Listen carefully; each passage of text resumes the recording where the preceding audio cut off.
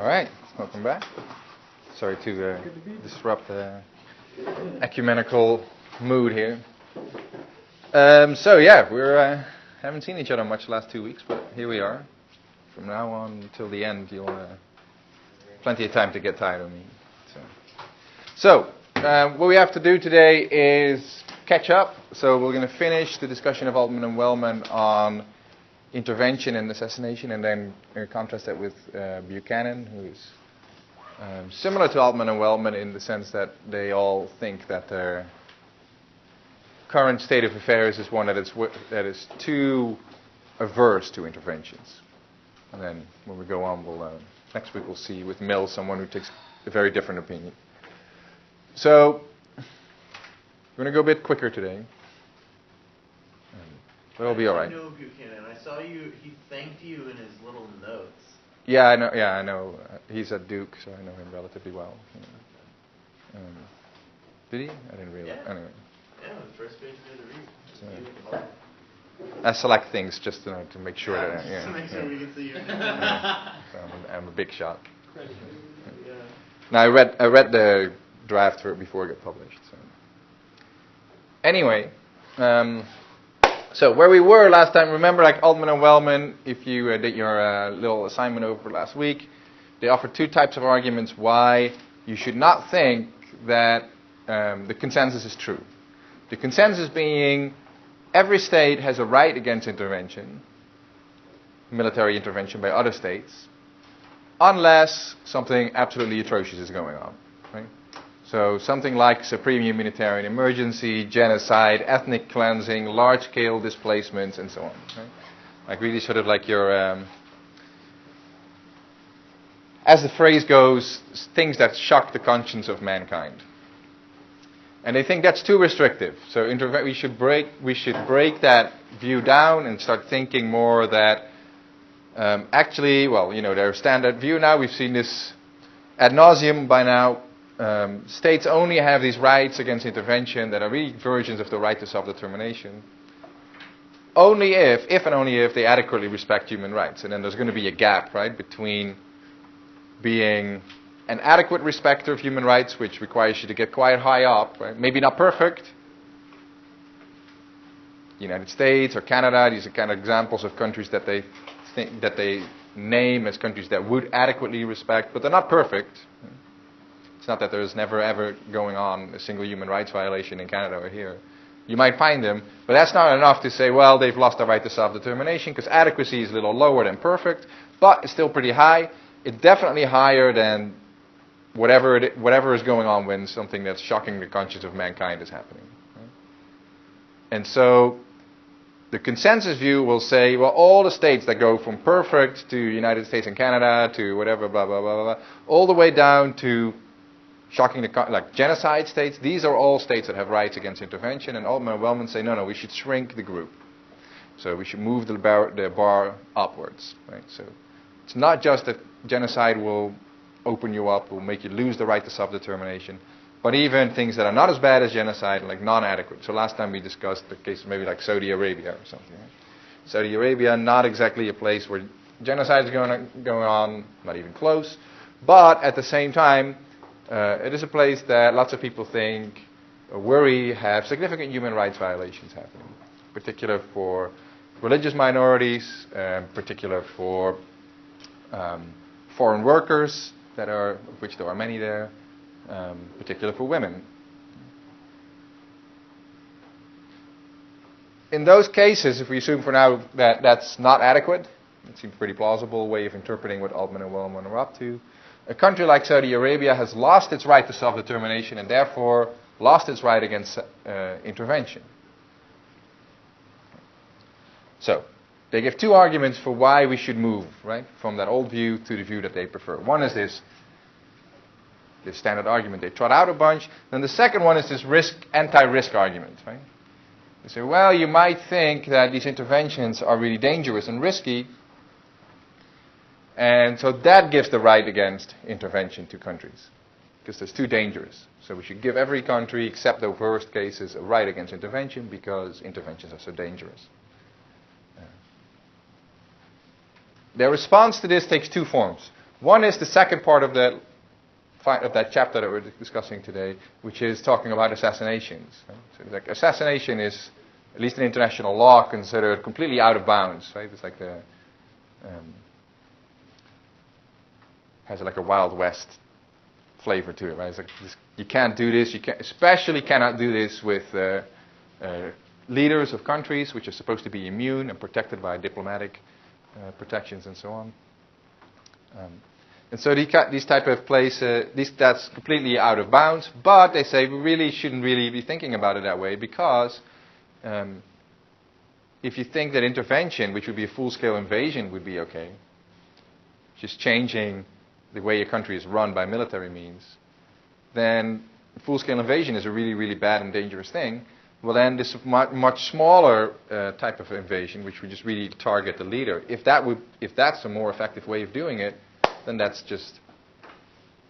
it's a safer way of doing the same thing. And so you shouldn't really have this distinction between full invasion and assassinations. And so that's one way to answer. I say, well, if really assassinating the leaders is a much safer way of doing it, then these risks don't apply. But we'll go to this first. They have a different... what's that? Okay. Right. Anyway, they have a different answer as well.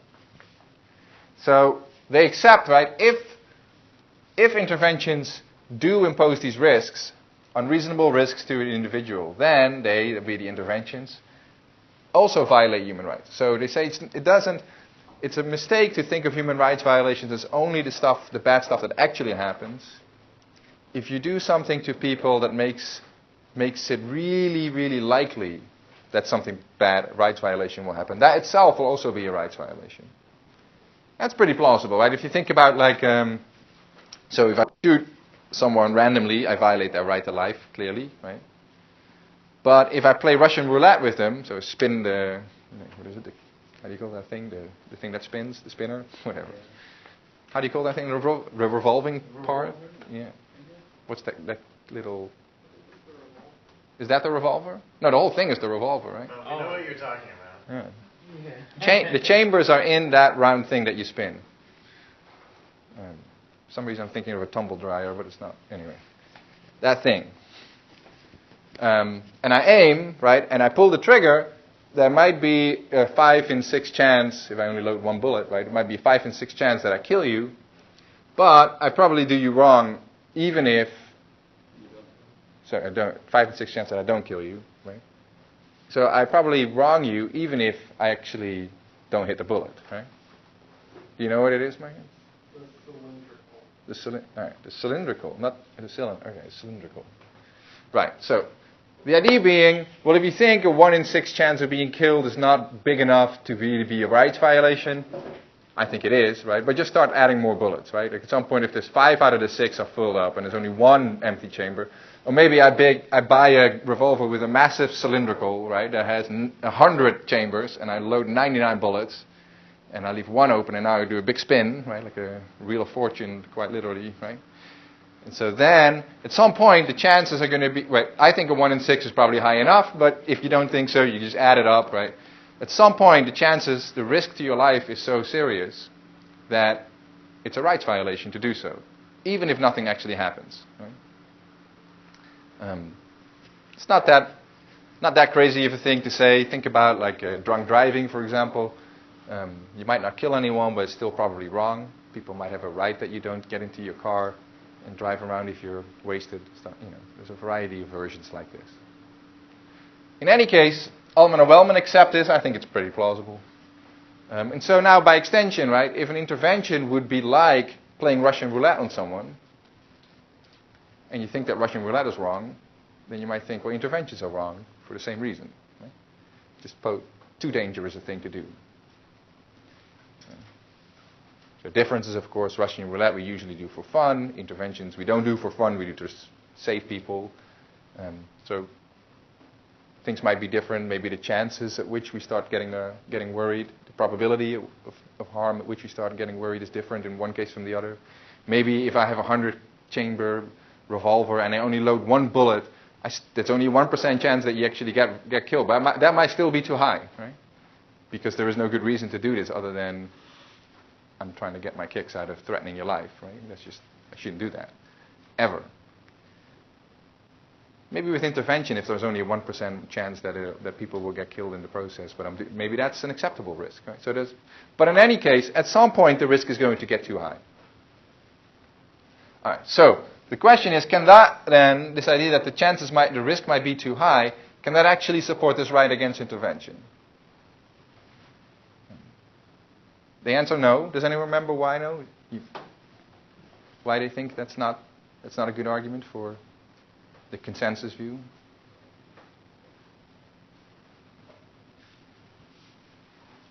Already beaten the life out of you. Just coming off the fall break too, so should be reinvigorated. Why do they think that this risk argument is not good for supporting the consensus?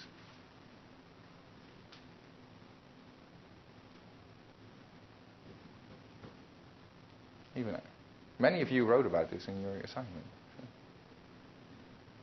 It has something to do with being directly attacked versus just being a casualty.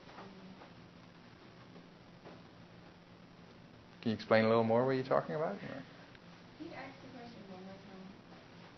So there's this consensus view, right, which is you cannot intervene in another country unless something really, really, really bad is going on. They say that's a bad view. Why might you hold that bad view, right? So one answer is, well, because interventions are so dangerous that we should only allow them when things are really, really bad. We think no. That's a bad reason to hold that bad view. You remember why they think that's a bad reason? Yeah, Reggie. Is it because it has to be certain kind of emergency? Certain kind of what? Emergencies like large scale loss of life. Maybe a little long. Yeah, that would be that's the consensus view, right? That it has to be these certain kind of emergencies. So But can't right, so Allman and Wellman think that's wrong. All right, well, they take a pretty optimistic view about intervention. So they have this idea that actually it's just not true that the risks are unreasonable. So they give two types of examples. So one is the example like things like that usually people who write about intervention will cite are cases like the northern Iraq no-fly zone in the early 1990s that Bush Sr. imposed. It's pretty successful. But it wasn't a full-blown intervention. It was just U.S. Air Force is saying to Saddam Hussein at the time, like, you don't get to fly above a certain, 36, I think. Anyway, whatever. There's this number, famous latitude, and so you couldn't cut. No military planes from Iraq could go over northern Iraq anymore, because what they were doing is they were bombing Kurdish minorities. And so the claim was, look, if you ever fly there with your own army, then we're going to shoot them down. And that was a pretty viable threat. They were patrolling it. And so that worked. They stopped flying there. They stopped bombing them. And it looks like, by most estimations, a couple of 100,000 people who would have otherwise been killed by Hussein were actually saved. But there wasn't a lot of actual violence going on, because the threat was enough, right? So the U.S. came, they put a couple of aircraft carriers there, and they said, well, we're going to enforce this. And they flew their patrols, but because the threat was viable, Hussein never tested them. Right? Other example they use is the intervention in Haiti. This is back when Haiti made a transformation from a dictatorship to a democracy. The U.S. went in. But again, it was sort of just the showing up alone was enough to get the dictator to lay down his powers and transition to a democratic election. So they say, well, actually, sometimes these interventions don't really require much violence at all. See, there's two examples. And then they say, well, many times the fighters on the other side are not very highly motivated. So they will actually lay down without much of a fight. So they predict that the Janjaweed in Sudan, so a lot of people said several years ago now that they should have been an intervention in Darfur, in Sudan. The leader of Sudan said, "Don't, Western powers don't do this. If you do, I'll treat this as a declaration of war. It's not an intervention; it's an invasion, and we'll fight." And so lots of people worried, said, "No, well, maybe we shouldn't do this because we're gonna get bogged down in like a Vietnam-style conflict, or maybe Iraq-style conflict, and we might make things worse rather than better." And Alderman Wellman say, "No, that's probably not true because these people aren't very motivated, so you can go in and do it without much violence." So here's roughly the argument. Right? Basically, the idea is something like this: if a risk-based argument, so an argument based on the dangers of intervention, to justify a right against intervention, then interventions must be unreasonably risky or dangerous. However, at least sometimes, in these cases, right, interventions do not impose unreasonable risks and dangers, and so therefore that argument fails. Right? That's the basic reason. That's the basic argument that Altman and Wellman are laying out here.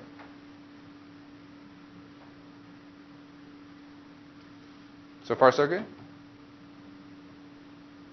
What do you think of this?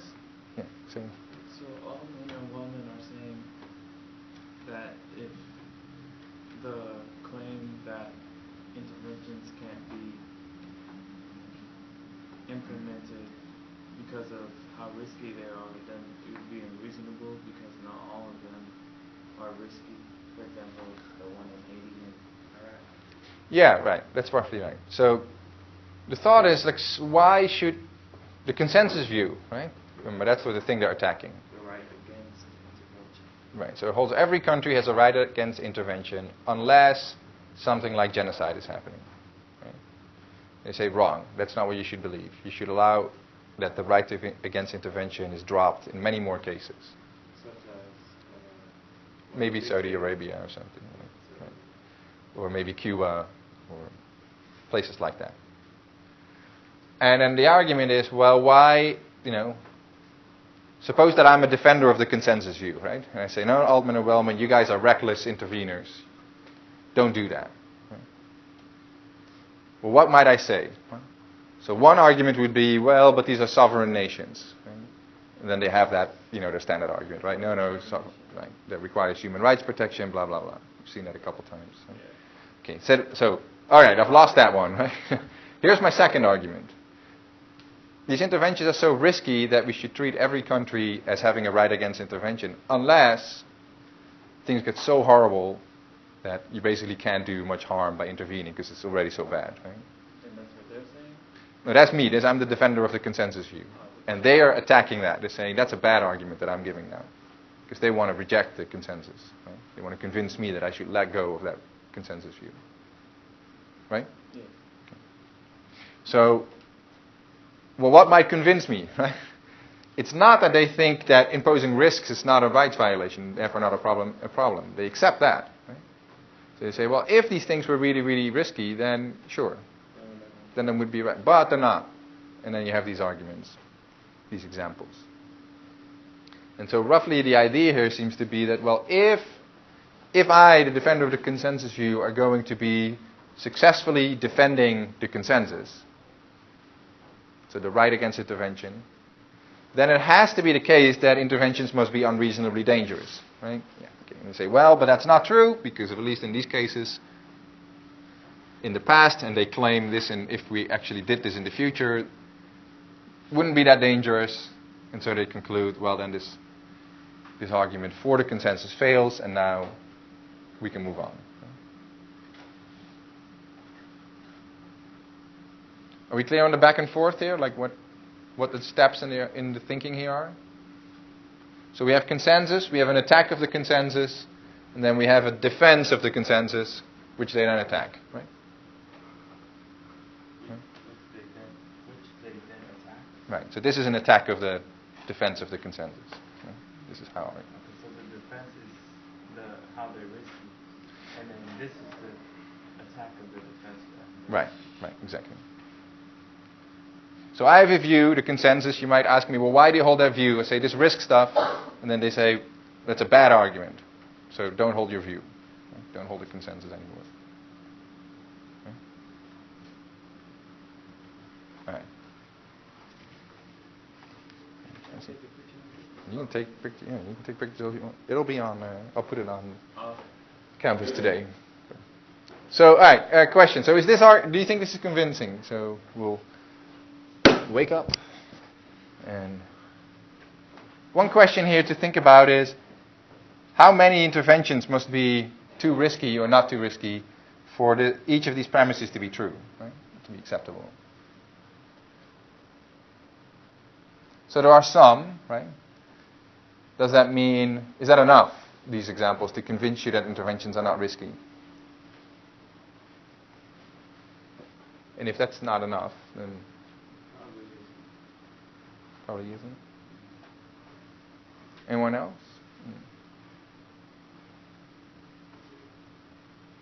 Gisela, how are you? What do you think it is? You're not understanding this? What are you not understanding? What you were just saying, like you've explained it so much that I still don't get it. Absolutely. That's a problem. So, okay, take me through it. Where are you losing? Where have I lost you? Their argument of like against the consensus,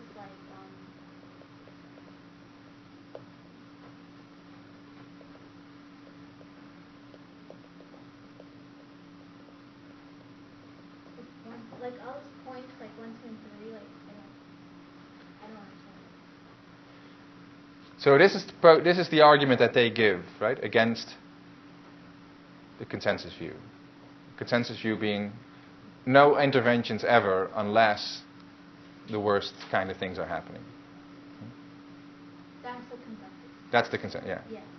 So consensus view holds all states have a right against intervention, and that right is only defeated in cases of genocide and so on. Right? So good? Good? All right. So Altman and Wellman think that's a bad idea.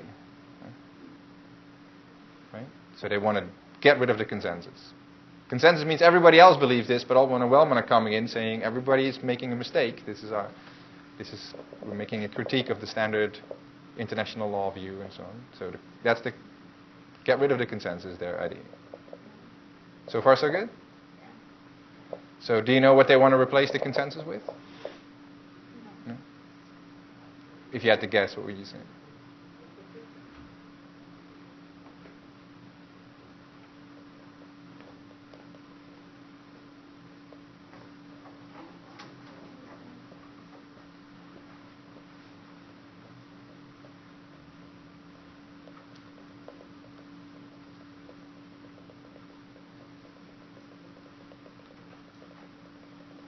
So there's two ways you can go, right? The consensus says no interventions unless the worst kind of things are happening.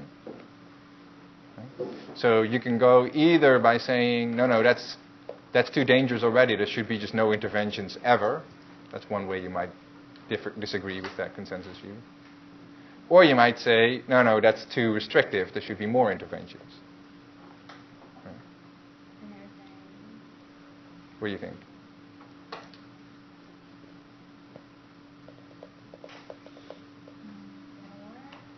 Yeah, you had a 50-50 shot, so you got it. Yeah, more. They want more. So they think the consensus view is still too much like the old idea of complete non-intervention. Right? So they want to allow more. Okay. All right. Now, what we're dealing with here, right, is them giving you an argument for why you should allow more. So they're giving you reasons why you should change your view about intervention away from the consensus and to more interventions. Okay? Don't read too much here. We'll get to this, right? So, if they're trying to convince you why you should allow more interventions, right? One thing they will have to do is they'll have to give you an argument that attacks or unravels your reasons for holding the consensus, right? And people who believe in the consensus view don't just take a random position. They have their reasons. So they're going to try and undercut the reasons for that. Right? No? I'm already losing you? Or not? Yeah? Okay. I understand that. Okay. Right. So one reason you might have is this risk or danger reason. You say, well, why should countries have a right against intervention unless genocide is happening? Because interventions are really dangerous. Right?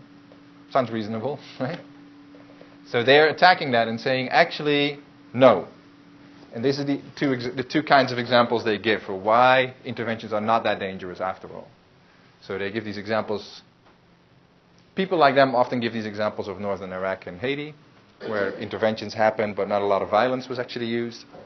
And they give this prediction about Sudan and the Janjaweed. They say, well, wouldn't really cause that much violence. All right. So why is that a reason to change your mind? Now, hopefully, I was trying to get that clear by distilling this. This is the argument summarized, I think, of why these would be reasons to change your view away from the consensus and towards more interventions, which is what they want. Are we still okay so far? Okay. So these are two propositions and a conclusion, right? Right. So, I'm imputing this to them because they don't exactly spell it out in quite this explicitly, but I think that's pretty clearly what's going on. Something like this. So if your believing the consensus had to do with the risks, right? So if you're giving a risk-based argument for the right against intervention, then it must be also true that you think that interventions are unreasonably risky or dangerous. Right? But that's not the case. It's not the case that they're unreasonably risky or dangerous. And so this risk-based argument fails. That's a logically valid way of reasoning. Modus tollens for your sticklers among you.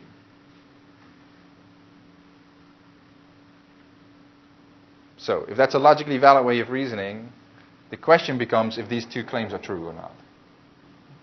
So the first step and the second step in the argument. So if you think that interventions actually do not impose unreasonable risks, is that true? Have they made their case with these examples? That's something we should wonder. And then the second thing, or the first thing really, was, well, is that enough to break your hold, right, on the consensus view? Is that enough to change your mind? Did I lose you at the end here? Or not? No, but what's your question? Like, do I think it's... Well, at first I thought you said I was asking you a question because you said I'd lost you in the last, I don't know how long ago I lost you, but I lost you too long ago. So first, are we clear now on how the steps in the argument are supposed to work, right? And what they're trying to do? Okay, good. All right. Then my question is this: what do you think? So this is their conclusion, right? So there's the right to intervention, which is the standard consensus view, is wrong. You should not hold this because of the risk ID, because they're dangerous, right? And these are the arguments for this two-step argument to get there. So, are you convinced by that? That's my question. Personally, no. No? Okay, why not? Like you said, they're being a little optimistic. The fact that they're not going to fight back. And interventions require little violence. Mm-hmm. But what about this then? I think that I would have to, I guess, me personally, I have to do real research on it and see what exactly done. I think that the industry should get a lot of damage done. So are you saying, there might be two things you're saying here, I'm not sure which one. Either you say, well, they are wrongly describing these cases were actually much more damaging than they say, or you might say these are not, they're sort of picking the couple of good ones, but there's a lot more worse ones out there. Yeah, that's what I'm saying. That just those instances, I can't just base it off those, a lot of instances for those two. Right. Right. So,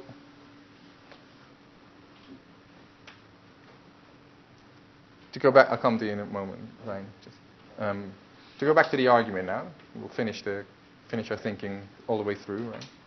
So the second premise here, second claim was, at least sometimes interventions do not impose unreasonable risk. Do you think that's wrong? Or is that means at least sometimes? Do I think it's wrong? Yeah. Do you think that's That a statement? is that a true or false statement, you think?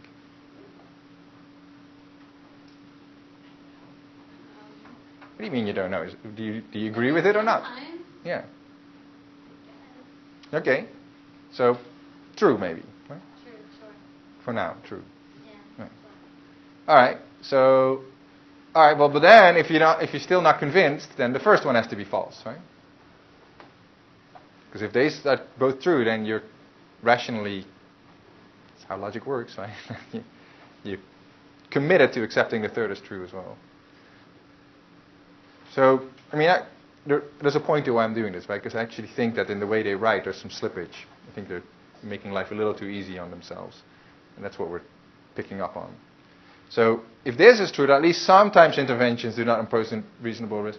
Well, if we were going to be precise here, right, then we have to say, well, if this argument is to justify the right, then at least some, well, then interventions must be always unreasonably risky, right? Then the success of that argument requires that all the interventions are unreasonably risky. And then if you can just pick out one or two, it's enough to say, well, it's not always, right? You following me or not? Not really? Yeah. But probably you don't think that it has to be always too risky. Probably if it's just as a general matter or something, like most of it, like the rule is that they're too risky, and there's sometimes it turns out that there's not a lot of violence, but you probably don't know ahead of time, right? In Haiti, we didn't know. You move in. The U.S. Army went in armed to the teeth because they were expecting a fight, right? It turned out that they just said, oh, okay, just kidding. In Somalia, of course, the most notorious example of a failed intervention, all the NSA, Colin Powell was then still an active general. You can look at these old memos. They all predicted this would be a walkover. That would be one of the slam dunk case was one of the easier ones.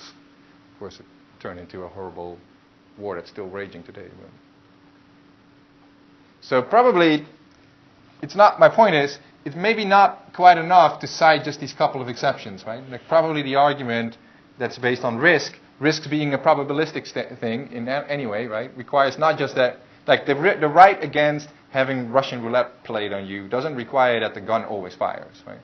Sometimes the gun doesn't fire, and then I say, well, but I played Russian roulette on John and on Jane, and both times nobody got killed. So what's the big? Well, that's not exactly right. It doesn't have to go always wrong. The question is, does it go wrong too many times?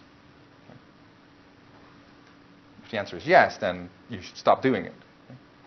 And so here too, the question isn't like, well, have there never been any cases where little violence is required? The question is, does it go wrong too many times? And if the answer is yes, like you think so, then it seems that the argument would still stand, right?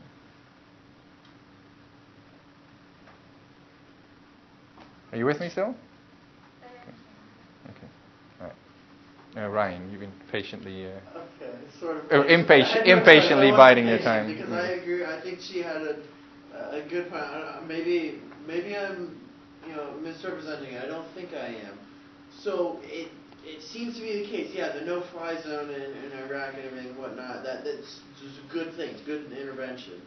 But the scary thing about accepting that argument, despite it kind of seeming right, is that's painting things with a broad stroke. It seems to be opening the door for a lot of things that we don't agree with. And that's why I think she was saying, like, you have to look at it individually. Because these kinds of things are case by case. And I think that Russian roulette analogy fails as an analogy. Reason being is Russian roulette, there's no benefit to firing those shots. And there's a risk of total death there. I mean, that's just simply not the case with, like, the no-fly zone. There's no analogy. I mean, very, very vaguely is it analogous. So I think that's kind of what we're getting at, is like, sure, that argument might be right in a sense, but like it's really case by case, and it's hard to paint all these situations with a broad stroke of like, you have to have this criteria to intervene. that make sense? What do you think, Gisela? Cool. Well, yeah, I think you couldn't base it off just certain cases. I just don't think it's good. Right. Yeah, I mean, I think you're going for something even like one step further, right? Like you wanted to say, well, maybe there's no general rule for this at all. It's just a case by case analysis. I think that I'd say it's case by case. I mean, it seems fairly. But I mean, and that's something that Altman and Wellman probably welcome, because they think in these countries. I mean, if there's a right against intervention in countries like these that we're talking about, then it's not a case by case analysis, right? Then it might be really quite safe, but you should still not intervene. Right? So the U.S. might be able to very safely intervene in Mexico and help stop some of the drug war, killing lots and lots of people there. But as long as you think that Mexico has a right against intervention, a right to self-determination or sovereignty or something, then, well, even if they can actually save it, like save people there safely, can't do it. But that seems to be more consensus way thinking than what Altman and Wellman want, right? They want to think, well, just think about whether you can do it safely or not, in most cases.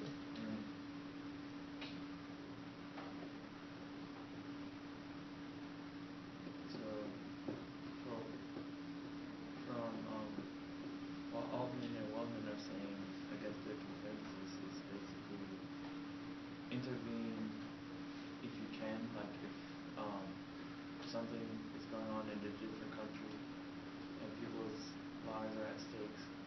For example, the drug wars in Mexico. Intervene if you can. Is that basically what they're saying? Yeah, so they have this two-pronged theory, as they call it, right? Which is first ask if the country has a right to self-determination. But we know the bar for that is pretty high. Right? So, what was it? I think in the last, how many years? I was reading this thing on the drug war in Juarez the other day. I think in the last 10 years or something, there's been close to 100,000 people killed in just the area of Juarez. So probably not adequate, right? So as far as human rights protections go. So the bar is pretty high.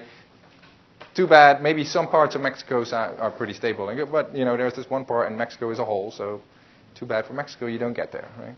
So okay, the first prong is: do they have a right to self-determination? No. Then the second prong is this. Now we're doing this balancing stuff, right? Like, can you actually do it in a way that causes more good than harm?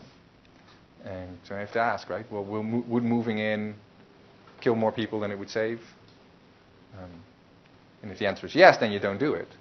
But not because of any rights of Mexico, right? Not a Mexican sovereignty or whatever. It's just because it's a bad idea, right? You're trying to save people. It's counterproductive to do it. But if you could, if it were that Mexican intervention would be like northern Iraq, Haiti, Sudan, then it doesn't seem they have any reason to oppose it. Yeah, that's without their consent. Just go. Right, exactly. And they make a point of that, right? They say you don't have to ask the consent of the people, because the consent of the people only matters once there's self-determination going on. Yeah, that's And we're already past that. one of the questions in the reading. Right. Yeah, and they believe that they don't need consent because of the results that are going to come from what they plan to do in their country, like, for example, to set up maybe a democratic institution that will help Right. enforce their right to self-determination, but they also have the right to not have that democratic institution because self-determination doesn't need democracy according to Altman and Wellman and Buchanan, I guess. Mm-hmm. So yeah, it's based on, when it comes to not having consent, it's based on the results that come from the intervention. Right. Yeah. So. Yeah, that's right.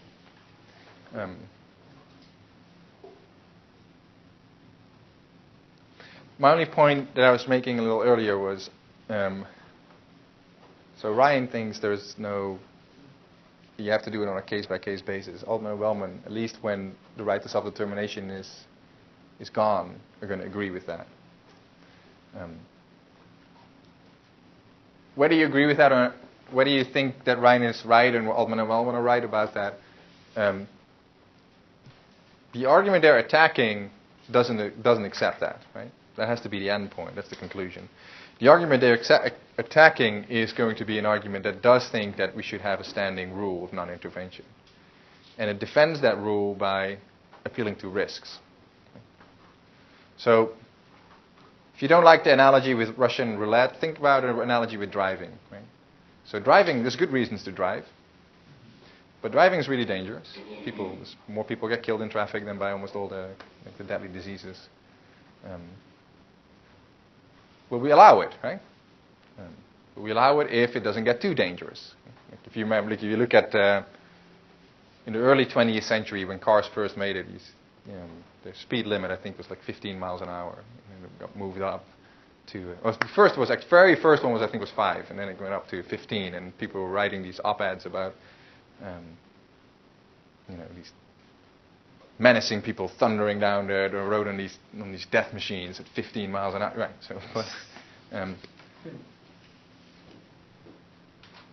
my point being, driving a car at a relatively high speed through an area where people are walking in unprotected ways and so on, it's pretty dangerous. Right? Maybe not. I mean, cars now are much safer than the 1934 cars or something, right? Will be because we have like braking systems, right? We have all sorts of aids and help, and we have anti-slip stuff or whatever, right? It's like,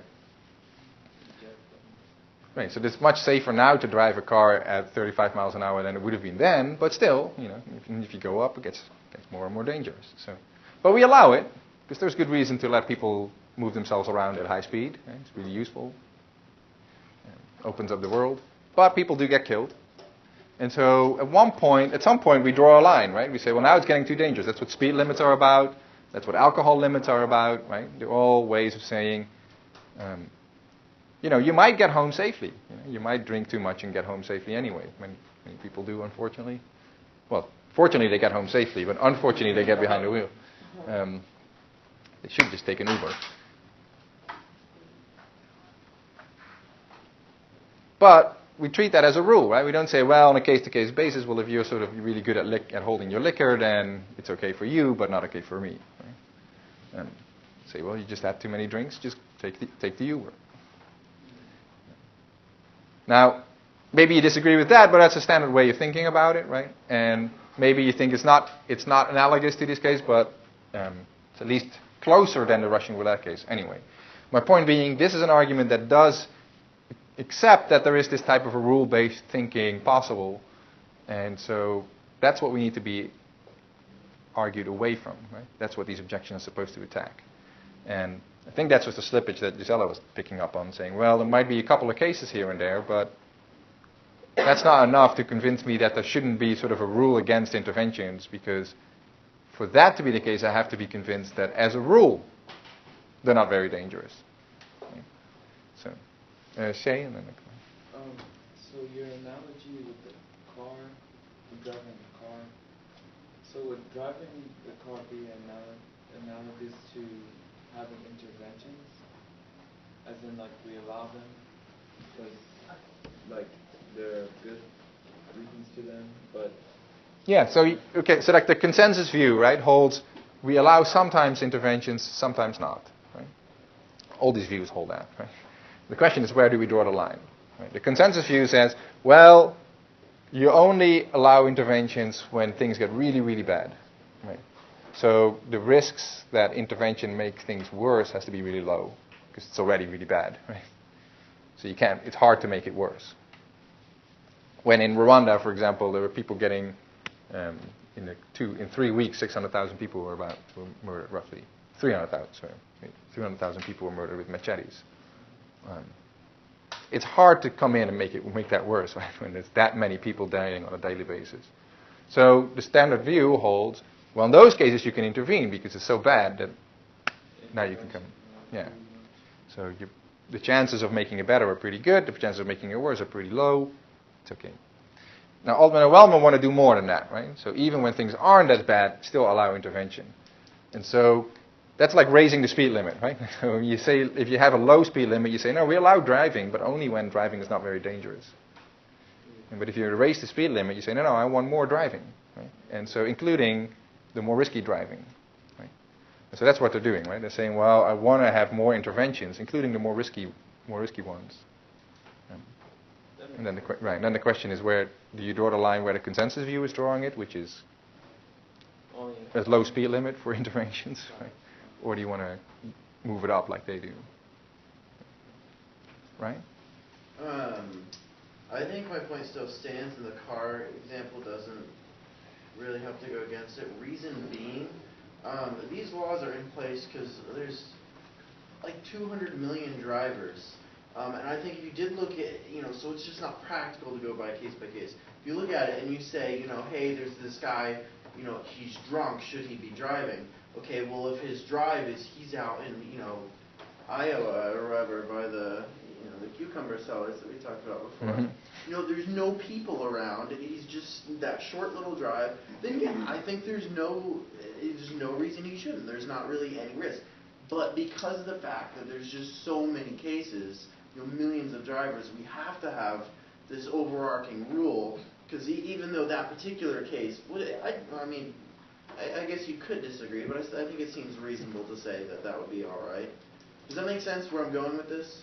Yeah, sure. And so that's why, when it gets to this kind of level, you're not having 200 million interventions. If you were, then yes, I would say you would definitely need just an overarching guideline like that. Right. Yeah, you get you get several hundred if you look over the last 50, 60 years. But so it's it happens more than you think. But okay, but with the 200 million drivers, what that equates to is billions of instances of actual driving. Sure. No, it's not nearly the same number. The numbers aren't remotely comparable. Yeah, so that's the kind of argument you'd have to give, right? But they don't do. So if you want to go against this type of rule-based argument, you're going to have to say, well, this is not the right context for a rule-based argument. You agree or disagree with that, right? But that's the time. And then go on and say it's just a case-by-case basis. They don't say that. They seem to be accepting that there is room for a rule-based argument and just offer these examples as enough to knock that down. So I think you're right to say I don't think it's particularly convincing either. But. All right. Except we're going to speed up, but that didn't work out. I'm sorry. No, it's not. No, if anything should be clear, I want more conversation than less. All right. Does anyone have any questions about this before I move on? All right. There was a remark here about Walzer, but never mind. You can read that back. All right. So, final 2 points. One point is this, about the Hobbesian worry. If you remember, we started this unit when talking about intervention with talking about Hobbes and the prisoner's dilemma. Mm-hmm. And so the idea there was we need something even more strict than the consensus view, right? Or maybe at worst, maybe the most risky rule that we could accept would be the consensus view. Why? Well, because if we allow intervention, what's the dangers? When we allow intervention, there's a lot of violence. Countries are going to be worrying about other countries intervening them. And so if they get really worried, then they might start lashing out first. Right? And now we have countries not just worrying about intervening, now we also have countries worried about being intervened or being intervened by people who are afraid that you're going to intervene them first. And so now you might start lashing out first as well, and we get a lot more violence. Right? That's one argument for why this might be a very risky policy to adopt. Right. Quickly, you get too much violence. So, their argument against this, right, against the Hobbesian worry is this. They say, well, we have this two-pronged idea, right? So first, legitimacy as based on human rights. Then the second is balancing thing that Say was talking about, right? Like we said, better or worse to do this. So here's the basic argument against the Hobbesian worry, using that. Right? So the considerations about incentives, abuse, etc. That's just the Hobbesian stuff. Right? Countries will worry about being intervened, etc. They determine what international law should be, but not the morality of intervention. So they draw a distinction between what the law says and what ethics says. They say, we're just talking about the ethics. Is it morally right or wrong to intervene? Do countries have, morally speaking, a right of self-determination, yes or no? And then there's a further question about what the law should say. Maybe you think the law should say exactly the same as what ethics should say, but they don't think that. They think it's one thing to claim ethically Mexico wouldn't have a right against intervention against the USA. But maybe the law should still make it illegal. So, to use Ryan's example of the drunk driving, right? Maybe ethically you think there's nothing wrong with this person in Iowa drinking way too much and then driving home. But if we're going to have a law, then the law should make that illegal there, just as it should make it illegal in Greensboro and anywhere else. Right? We just need a uniform legal standard. And so the law can't make all these one-by-one cases, but ethically we should make one-by-one judgments. So that's basically the idea they seem to have about international law. Right? It's just one issue, and the ethics is another issue. So this stuff about Hobbes, they think, it only matters to the law. It doesn't matter to the ethics. And so international law and institutions should avoid encouraging these bad outcomes, these Hobbesian problems. That clearly doesn't require the absolutist view, the full sovereignty view, and the rest is just speculation anyway. I think so. The law shouldn't allow. The right way to think about the law of intervention isn't a full-on prohibition of intervention. And you think, well, how many should we allow? Well, it's just speculation. We don't know. Social scientists will figure that out. And so then it follows. So morally, there is no problem with interventions, but legally, well, maybe some will have to be illegal, but not all of them. And they're exactly where is speculative. So that's how they deal with the Hobbesian worry, right? So the Hobbesians, the realists, if you will, they say, well, we can't allow too much intervention because it's going to be really violent. They say, well, that's just a question about the law, and it'd be an overreaction to just ban all interventions. And morally speaking, they're fine anyway. So, all right. You can chew on that. All right. Finally, about assassination. Talked a little bit about this, but they think there's a pretty close analogy between assassination and intervention. Usually they're treated very, very differently. So we're talking about assassination of the leaders of countries, but you might widen this idea, right, about assassination. So think in particular about the assassination of bin Laden, for example. It's the most famous case that we've actually seen.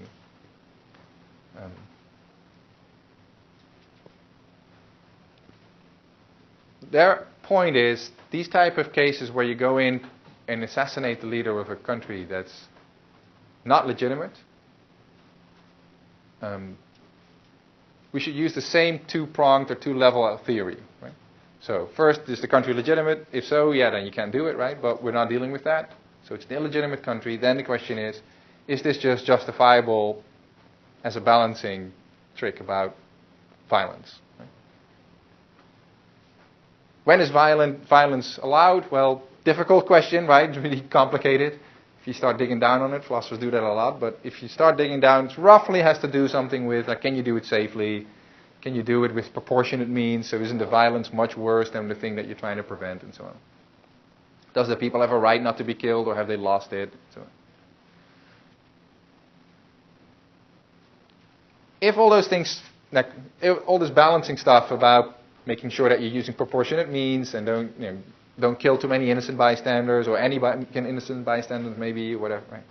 If all that spans out correctly, then maybe an invasion is allowed. Right? But that's going to affect a whole bunch of people, and you're going to probably endanger a whole bunch of people. So on a much smaller scale, assassination should be allowed too, they think. It's just the same idea. It's using violence to overthrow whatever is the oppressing force in the country, right? The leader or just the entire government. And you choose the most efficient means, basically, is the idea.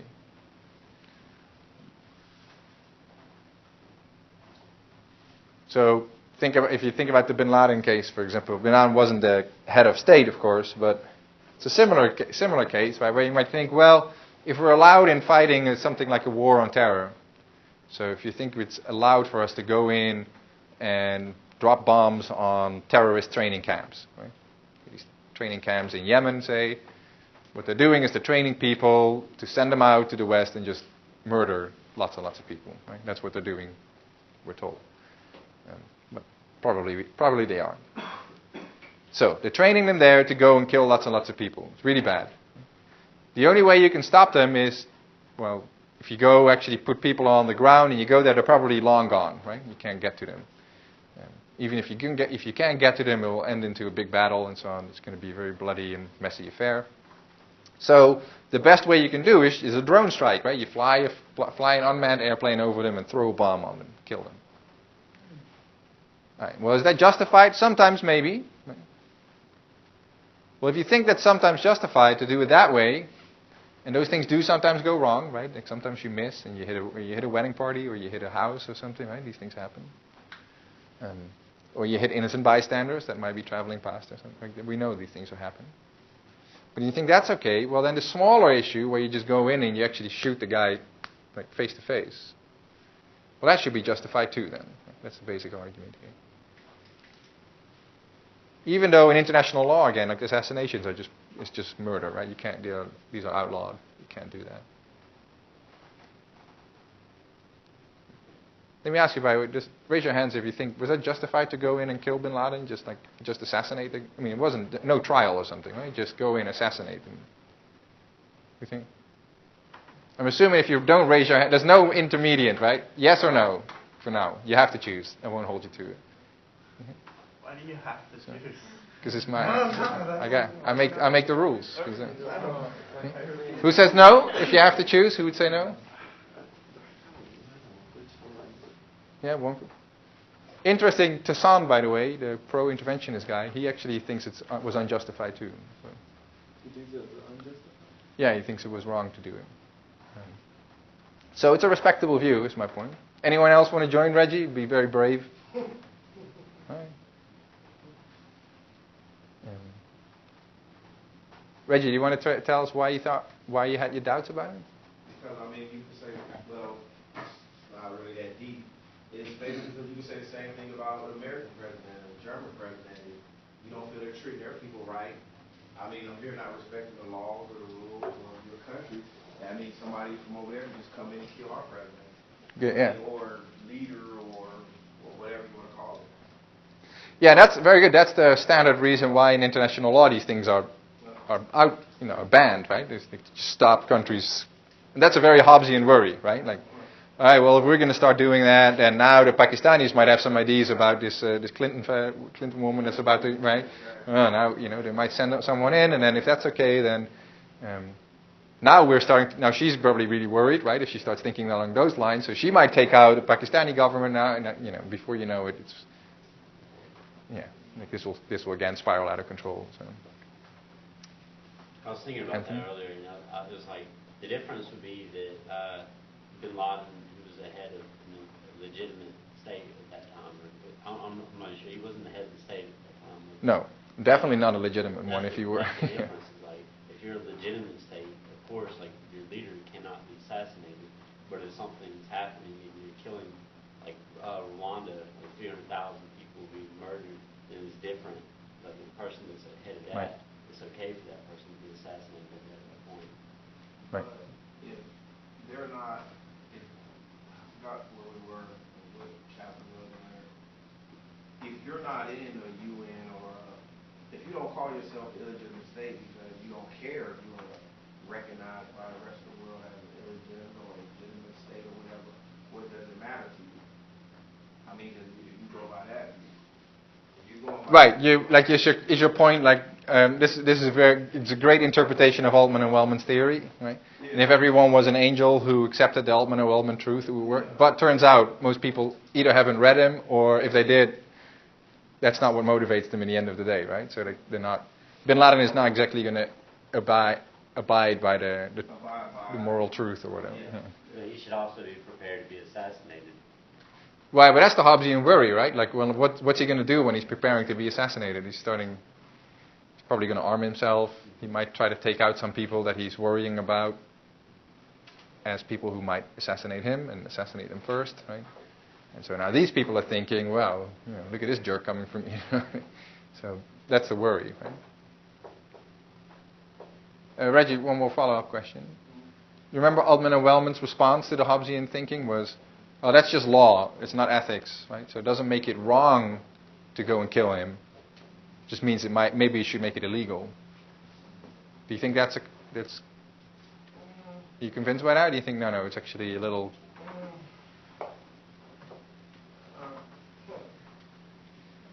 I will go more ethics. More ethics. So you think might actually be morally not the right thing to do to go in and assassinate someone? I mean, because if you look at it... Because of the destabilizing effects that it might have. Yeah, I mean, if you look at it, that's what happened. To an extent. If you go in and kill a certain person, other people might rise up and take his place, or want to take his place, or take somebody else's place, and then you have more of an uprising. Right, good. So you think like morally you should take into consideration the consequences of your action, and Exactly. these are consequences that are bad. Made an international court or whatever, everybody got to get about a court of law. Yeah, good. Toussaint's argument is slightly different from yours. Toussaint thinks sometimes violence might be justified, but only sort of as a last resort, which means you have to exhaust the other options first. Right? Like, so if you can, if a person is about to rob you, right, or beat you up really badly, or something like doing something pretty bad to you, right? And you could stop them by just, let's say, like whatever you can stop them by calling the police, right? Who will come and arrest them in a peaceful way, or you can stop them by shooting them yourself. Right? Then you should call the police, right? Because that's it's a less harmful, less violent way of doing it. Now, if the only way to survive or to stop something really bad from happening is by shooting, you have no other option. Either allow it to happen or kill them. Well, then maybe it could be justified in shooting them. Right? But only as a last resort. And so Toussaint says, well, we all agree on that. That's just his balancing trick, right? But in the bin Laden case, he thinks, well, if you could go in and shoot him, you could also go in and drag him out and try him, right? Which is a less violent way of doing justice. And so he thought that's the reason why the assassination was morally wrong. You can't just kill someone if you can call the police, basically. And so they said we should have taken him to the international court and then try him for the horrible deeds that he's done. And have right. That was the idea, right? It won't work if you go. But it's not just that it won't work, but also like if you have that option available, then you cannot be justified in just resorting to violence immediately. Right? So that's slightly different from the legal point that you were making. Well, the Altman and Wellman say is a legal point, but similar view. Now, Altman and Wellman think, right, set that aside for a moment. If we're dealing with cases where you can't just take the leader to the police, right, because they will fight or it will cause a whole war, right? The government will come after you and declare war to try and get them out of the jail cell or something. But killing them will actually result in regime change, then that might be justified. Just like going in and overthrowing the whole government, if that will actually result in regime change, might be justified. And so there really shouldn't be, if you feel some type of knee-jerk, like, oh, assassination, that sounds really like what criminals do, and that's a mistake, I think. All right. So here's basically the argument, right? So saving people from oppression through violence is morally acceptable. Then non-violent or less violent alternatives are also acceptable, right? This is basically the idea, like if you can do one thing that's really violent, and all the things that are less violent must be at least as good, probably better. Right? And so then sometimes an assassination of a leader of an abusive state can actually save people from oppression. That's a claim that they're making. Doing so would be less violent, right, than full-scale invasion, because we're just attacking one person or maybe a small clique of persons instead of a whole country.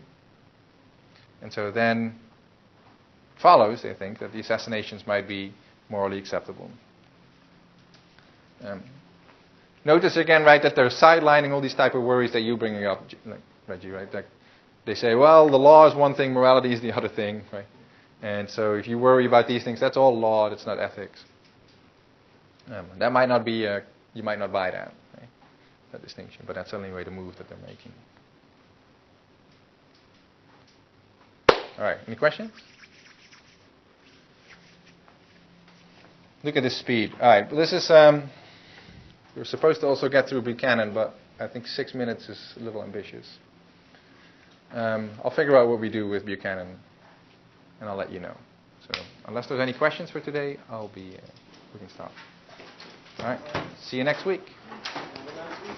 Yeah, you too.